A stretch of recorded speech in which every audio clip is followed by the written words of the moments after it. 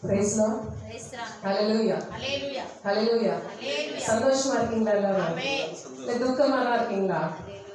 இயேசு மரித்தாருன்னு சொல்லி துக்கமா இருக்கீங்களா? இல்லையா? சந்தோஷமா இருக்கீங்களா? சிரிச்சிட்டே ஒரு அல்லேலூயா சொல்லுவோமா? ஹalleluya. இயேசு சிலுவையில் மொழிந்த மூன்றாவது வார்த்தை குறித்து நம்ம தியானிக்க போகிறோம். என்ன வார்த்தை ஆண்டவர் சொன்னாரு?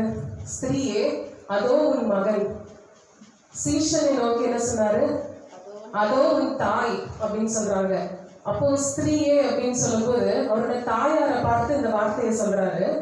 நம்ம அதுக்கு வசனத்தை பார்ப்போம். யோவான் 19 அதிகாரம் 26, 27. அப்பொழுது இயேசு தம்முடைய தாயையும் அருகே நின்ற தம்முடைய அன்பாயிருந்த சீசனை கண்டு தம்முடைய தாயை நோக்கி ஸ்திரீயை அதோ உன் மகன் என்றான். பின்பு அந்த சீசனை நோக்கி அதோ உன் தாய் என்றார். அந்நேரம் முதல் அந்த சீசன் தள்ளிவிட தன்னிடமாய் ஏற்றுக்கொண்டார். ஆமென். இதுல என்ன சொல்லப்பட்டிருக்கிறது? சீஷனை நோக்கி ஆண்டவர் சொல்றாரு இதோ உன் தாய், தாயாரை நோக்கி ஸ்திரீயே இதோ உன் மகன் சொல்லி யாரை பார்த்து சொல்லுகிறாரு? அந்த இடத்துல ஒரே ஒரு சீஷன் தான் அந்த இடத்துல இருக்கிறார். ஆண்டவருக்கு எத்தனை சீஷர்கள் இருந்தாங்க? இயேசு கிறிஸ்துக்கு 12 சீஷர்கள் இருந்தாங்க. ஆனா அந்த நேரத்துல, அந்த கடைசி நேரத்துல, அந்த முக்கியமான ஒரு நேரத்துல அவர் கூட இருந்தது, அவருக்கு பிரியமா இருந்த, அவருக்கு மார்பில சாய்ந்து கொண்டிருந்த அந்த ஒரே ஒரு சீஷன் மாத்திரம்தான். அது யாருன்னா யோவான் மாத்திரம்தான் அவரோடு கூட அந்த சிலுவையின் அருகே நின்று கொண்டிருந்தார். அப்போ ஸ்திரீயேன்னு சொல்றாரு, தாயாரை நோக்கி எப்படி சொல்றாரு? ஸ்திரீயே. ஒருவேளை இது ஒரு அற்பமான ஒரு வார்த்தையா இருக்கலாம். நமக்கு காதல கேட்கும் போது என்ன ஒரு தாயேன்னு சொல்லிருக்கலாம் இல்லையா? ஸ்திரீயேன்னு சொல்றாங்கன்ட்டு. ஆனா அவங்களுடைய கல்ச்சர்ல, அவங்களுடைய கலாச்சாரப்படி அது ஒரு மரியாதைக்குரிய வார்த்தைன்னு சொல்லப்பட்டிருக்கிறது. ஸ்திரீயேன்றது ஒரு மரியாதையா ஆண்டவர் தாயார சொல்றாரு. ஸ்திரீயே இதோ உன் மகன் சொல்லியிருக்கிறது. இது எந்த சூழ்நிலையில இந்த வார்த்தையை ஆண்டவர் சொல்லுகிறார் அப்படின்னா, அவரை சுற்றி இருக்கிறவங்க எல்லாம் அவரை போற்றி அவரை துதிக்கிறவங்க எல்லாம், அவர் 30 வருஷமா என்ன பண்ணி கொண்டிருந்தார்? 3 வருஷமாக என்ன பண்ணி கொண்டிருந்தாரு? எல்லார் மத்தியில ஊழியம் செய்யும் போது அற்புதங்களை செய்தாரு, எவ்வளவோ நன்மைகளை செய்தாரு, எல்லாமே பெரிய பெரிய அற்புதங்களை தான் செய்வாரு. அந்த மாதிரி காரியங்கள்ல இருக்கும்போது அவரை என்ன பண்ணாங்க? எல்லாரும் சுற்றி அவரை சுற்றி ஒரு கூட்டம் இருந்துச்சு. அவங்களாம் என்ன பண்ணாங்க? ஆண்டவரை புகழ்ந்தாங்க, போச்சினாங்க, இவர் தான் கடவுள்னு சொல்லி அவரை பின்பற்றி கடந்து போனாங்க. அந்த நேரத்துல அவரை சுற்றி இருந்த ஒரு கூட்டம் எந்த மாதிரி காணப்பட்டுச்சுன்னா, அவர் ஒரு அவமானமாக பார்த்துச்சு. ஐயோ இவரை போய் சிலுவையில் அடைஞ்சிருக்கிறாங்க, இவங்க பெரிய குற்றம் செஞ்சிருக்கிறாருன்னு சொல்லி அவர் அவமானமா பார்த்த ஒரு சிலர் இருந்தாங்க. பரியாசம் செஞ்ச ஒரு சில கூட்டத்தார் இருந்தாங்க. இன்னும் கசப்பான ஒரு இருதயத்தோட அவரை பார்த்து கொண்டிருந்தாங்க. இவன் எப்படியெல்லாம் அதிகாரம் செய்து கொண்டிருந்தான், நான் தான் ராஜா, நான் தான் ரட்சகர்னு சொல்லி கொண்டிருந்தான், இப்ப பாரு அவன் தொங்கிக் கொண்டு இருக்கிறான், ஒரு குற்றவாளி அப்படி சொல்லி அநேகர் ஒரு தவறான எண்ணத்தோட தான் ஆண்டவர் பார்த்து கொண்டு இருந்தாங்க. ஆனா ஒரு தாய் அவங்களை எப்படி பார்த்திருப்பாங்க இல்லையா? ஒரு தாய், அவங்களை பெற்றெடுத்த தாய் எவ்வளவு ஒரு ஒதுக்கத்தோட, எவ்வளவு ஒரு மனது உடைந்த ஒரு சூழ்நிலையில அவரை பார்த்து கொண்டு இருப்பாங்க. ஐயோ என் பிள்ளை இப்படி தொங்குறானே, அவனுடைய உடம்புல முழுவதுமாக உள்ளப்பட்ட நிலம் போல அப்படி ஒரு காயங்களும் ஒரு சொட்டு ரத்தம் கூட இல்லாதபடிக்கு இப்படி ஒரு அந்தகேடான ஒரு நிலைமையில என்னுடைய மகன் தொங்கிக் கொண்டு இருக்கிறான். எவ்வளவு ஒரு வேதனையோடு அந்த தாயார் இருந்திருப்பாங்க. அவங்களுடைய பார்வையில அவங்க மகன் ரொம்ப ஒரு கொடுமையான சூழ்நிலையில, இப்படி ஒரு கைவிடப்பட்ட ஒரு சூழ்நிலையில இருக்கிறான்னு சொல்லி அவங்க மகனை பார்த்து கொண்டிருந்தாங்க. இதுக்கு முன்பாக ஒரு இயேசுவும் அவருடைய தாயாரும் 2 இடங்கள்ல அவங்களோட ஒரு உரையாடல் நடக்குது. முதலாவது மத்தேயு 12:46 முதல் 56 பார்த்தோம்னா 50 வரைக்கும். மத்தேயு 12ஆம் அதிகாரம் 46வது வசனம். இப்படி அவர் ஜனங்களோட பேசுகையில் அவருடைய தாயாரும் சகோதரரும் அவரிடத்தில் பேச வேண்டும் என்று வெளியே நின்றார்கள்.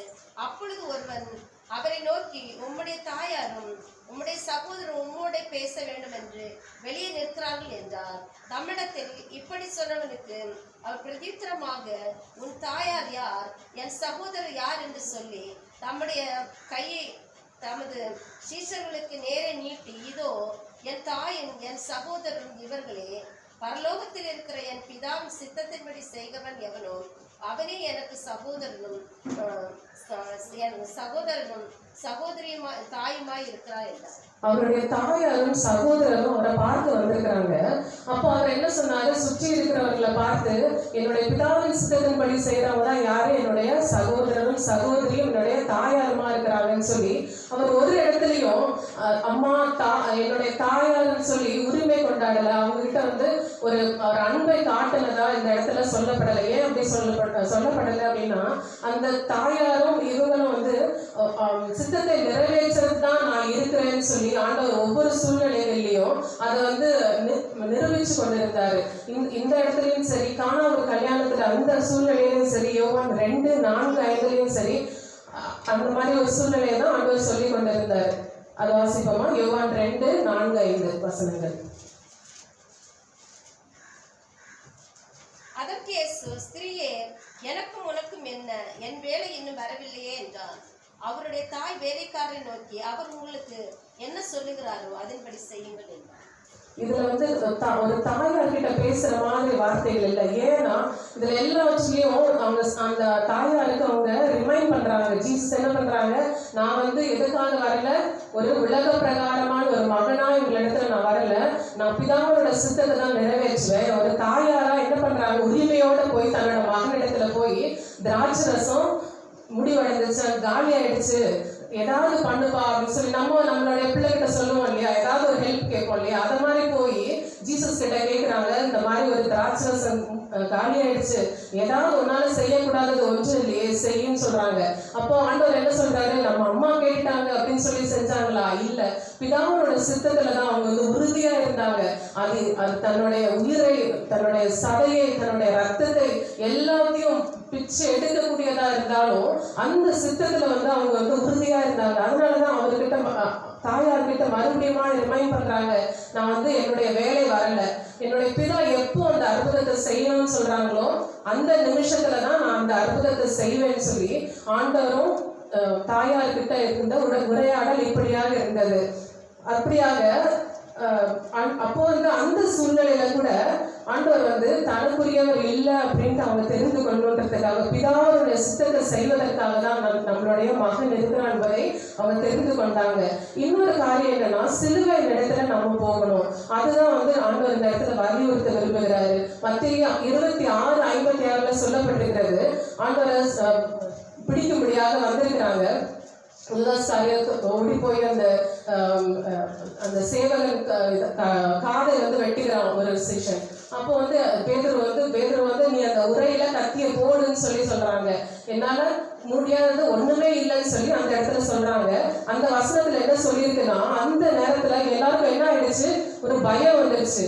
இப்போ ஜீசஸ் வந்து அரெஸ்ட் பண்ணிட்டாங்கன்னா அவங்க கூட இருக்கிறவங்க என்ன பண்ணுவாங்க, கண்டிப்பா அவங்களையும் கொண்டு போயிடுவாங்க. அந்த நேரத்துல நம்மளுடைய இயேசுபாவாச்சே, நம்மளுடைய ஒரு தலைவராச்சே சொல்லி அது கூட யோசிக்காதபடிக்கு, நம்மளுடைய தெய்வமாச்சே, நம்ம இத்தனை வருடமா அவர் பின்பாக நம்ம சுற்றி திருந்தோமே, அற்புதங்களை, அடையாளங்களை, நன்மைகளை பெற்று கொண்டோமே சொல்லி யாரும் எண்ணாம சீஷர்கள் எல்லாரும் அந்த வசனத்தை மாத்திரம் வாசிப்போமா? மத்தேயு 26:56.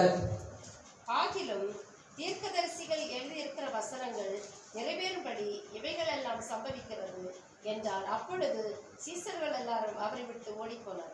சீஷர்கள் எல்லாரும் என்ன பண்ணிட்டாங்களாம், அவரை விட்டு ஓடி போயிட்டாங்க. முதலாவது அவருக்கு எத்தனை சீஷர்களை தேர்ந்தெடுத்தாராம்? 70 சீஷர்களை தேர்ந்தெடுத்தாராம். அதுல இருந்து 12 பேரை தேர்ந்தெடுத்து நியமித்தாங்க. கடைசி என்ன பண்ணாங்க, யாரு 3 பேரை கூட்டிட்டு போனாங்க பிரேயர் பண்ண முடியாத அவங்களோட தான் கடைசி 3 பேரோட தான் அந்த பேதுரு, யாக்கோபு, யோவான் 3 பேரை தான் கூட்டிட்டு போய் என்ன பண்ணாங்க, கடைசி நேரங்கள்ல அவரோடு வைத்திருந்தாங்க. ஆனா அந்த கடைசி நேரத்துல அவர் கூட இருந்தது யாருன்னு பாத்தீங்கன்னா யாருமே இல்லை. ஆனா அந்த யோவான் நற்செய்தியில சொல்லப்பட்டிருக்கிறது, சிலுவை அருகே யோவான் 19:26 நம்ம இப்போ வாசித்து சொல்லப்பட்டிருக்கு, சிலுவையின் அருகே யார் நின்னதான், யோவான் தான் நின்னாராம். யோவான் நின்னாரு. சோ அவர் மார்புல சாய்ந்த நேசித்த ஒரு சீஷன் என்ன பண்ணாராம், அவருடைய கால் பக்கத்திலேயே அவருடைய சிலுவையின் அருகேவே நின்று கொண்டு இருந்தாராம்.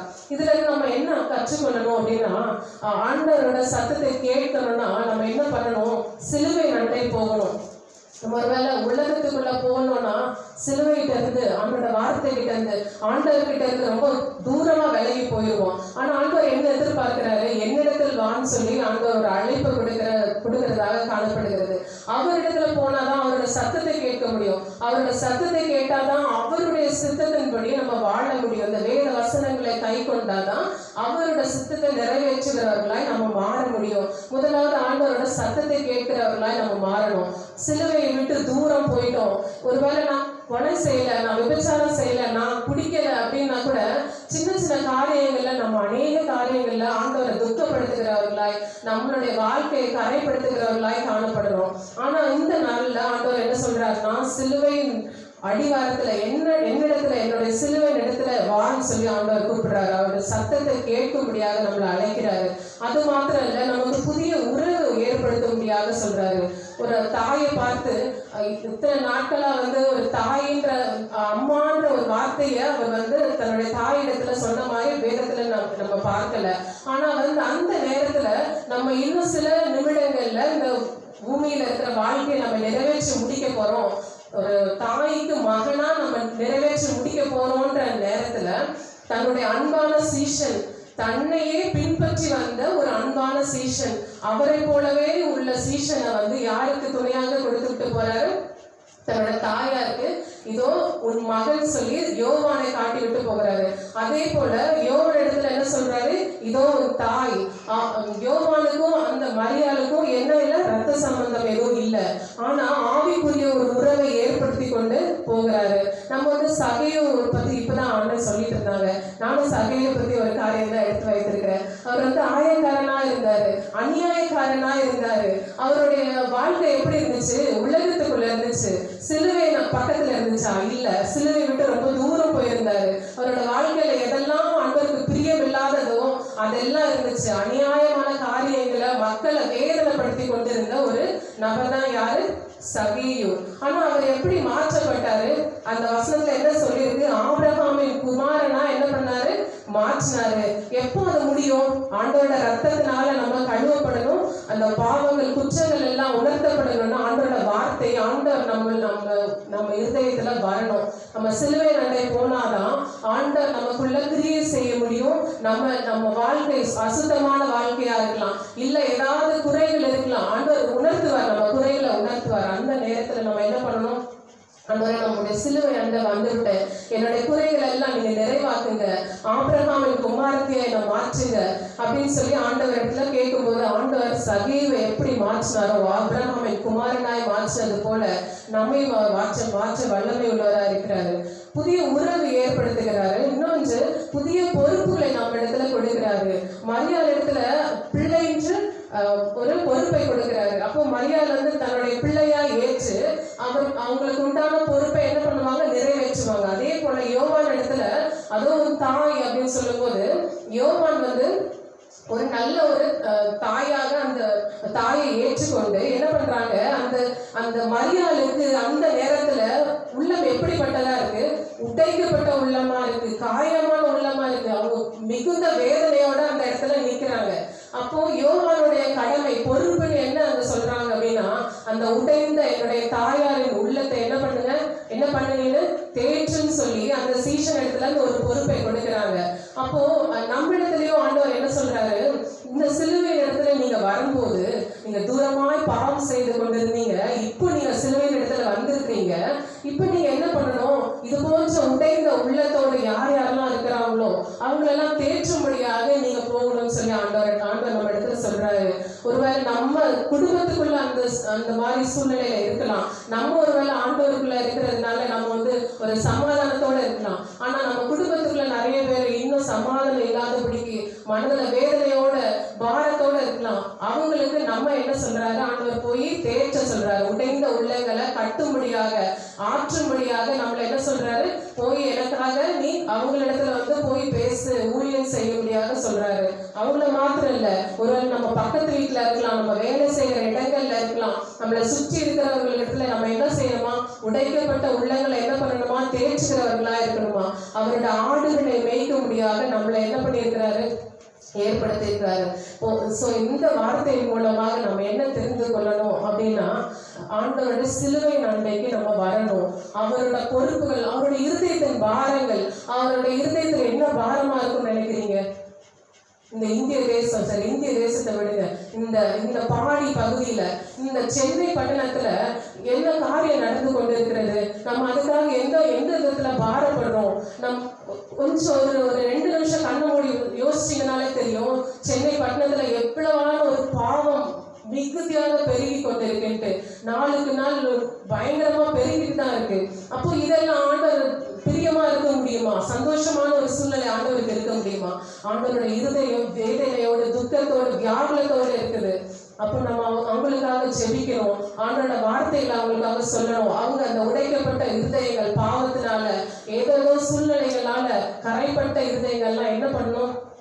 ஆண்டவருக்குள்ளாக கழுவப்படணும். அந்த இருதயங்கள் எல்லாம் கழுவப்படணும். ஆண்டவருக்கு நேராக திருப்பப்படணும். எவ்வளவோ ஆத்துமாக்கள் கரைப்பட்டிருக்கு. கிறிஸ்தவ பிள்ளைகள் கூட, கிறிஸ்தவ குடும்பங்கள் கூட சாட்சியா இல்லைன்னா நம்ம என்ன பண்ண முடியும்? இந்த நாட்கள்ல நம்ம கிறிஸ்தவர்களுக்காக அதிகமாக ஜெபிக்க வேண்டிய சூழ்நிலையில இருக்கிறோம்.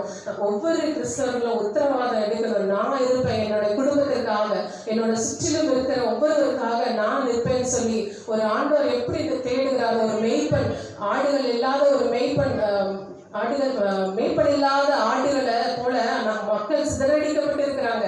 ஆனா நம்மள மெய்ப்பனா நிற்கும்படியாக ஆண்டவர் நேரத்துல நமக்கு அழைப்பு கொடுக்கிறவரா இருக்கிறாரு.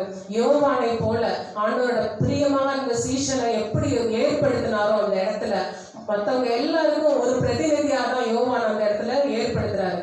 அதே போலதான் நம்மளையும் ஒரு பிரதிநிதியாக, ஒரு மக்களுக்கு தேற்றுகிற ஒரு நபராக இந்த இடத்துல ஆண்டவர் நிறுத்தும்படியாக ஆண்டவர் சொல்லுகிறாரு. இந்த வார்த்தையின் மூலமாக நான் ஆண்டவர் மத்தியில சொல்ல விரும்புவது, அவருடைய இருதயத்தின் பாரங்களை அறிந்தவர்களா நம்ம செயல்படணும். சிலுவை நன்மையில போகணும். தூரமா இல்லை. ஒருவேளை நம்ம வேதம் வாசிக்காதவர்களா இருந்தோம்னா நம்ம தூரமா இருக்கிறோம். நம்ம ஒரு 1/2 மணி நேரம் கூட ஆண்டவர் இடத்துல கான்சென்ட்ரேட் பண்ணி ப்ரே பண்ணாதவங்களா இருந்தா நம்ம தூரமா இருக்கிறோம். இதெல்லாம் உங்களுடைய வாழ்க்கையில இருந்துச்சுன்னா இந்த நாள்ல சிலுவையில் இடத்துல வரும்படியாக ஆண்டவர் அழைக்கிறாரு. நம்ம இனிமேலாவது ஆண்டவர் இடத்துல கிட்ட போய் அவரோட சத்தத்தை கேட்டு அவரோட உறவுல நம்ம ஐக்கியப்பட முடியாத ஆண்டவர் அழைக்கிறாரு. ஆண்டவர் தமிழ் வசனங்களை ஆசீர்வதிப்பாங்க.